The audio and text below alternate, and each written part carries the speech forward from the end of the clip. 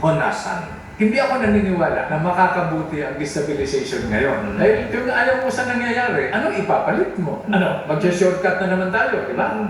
People power na naman sa kalsada. Di, ang gawin natin, isara na natin yung mga korte. Baka makatipid pa tayo.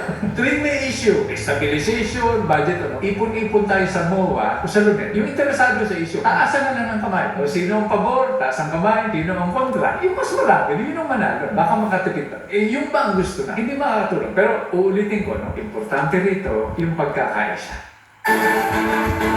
Samantala, magsasagawa ng impeachment vigil bukas sa harap ng Batasang Pambansa para bantayan kung uusad ang naiharap na reklamo laban kay Vice President Sara Duterte. Bukas na ang huling araw ng sesyon ng dalawang kapulungan ng Kongreso, kaya dapat ng aksyonan ng Kamara ng tatlong impeachment o ang tatlong impeachment complaints laban sa pangalawang Pangulo. Ayon kay Renato Reyes ng Bayan, last 2 minutes na ng sesyon bago ang break. Hindi na dapat i-dribble pa ang impeachment, kundi ang kailangan ay fast break para madala na ang articles of impeachment sa Senado dahil ito mano ang hiling ng taong bayan. Kahapon, tiniyak ni House Secretary General Reginald Velasco na maaksyonan umano ang nakabimbing na impeachment complaints laban kay Vice President Sara sa loob ng linggong ito o bago mag-adjourn ang Kongreso.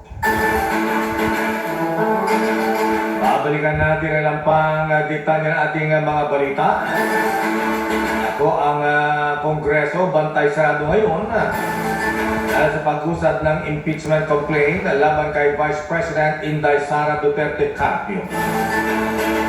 37 na vloggers at iba pang social media personalities hindi sumipot also sa pagdinig sa Kamara. Sila ay pinadalhan ng show cause order at English-only policy sa isang universidad sa Laguna. Inutak naman ng banat ng mga netizens.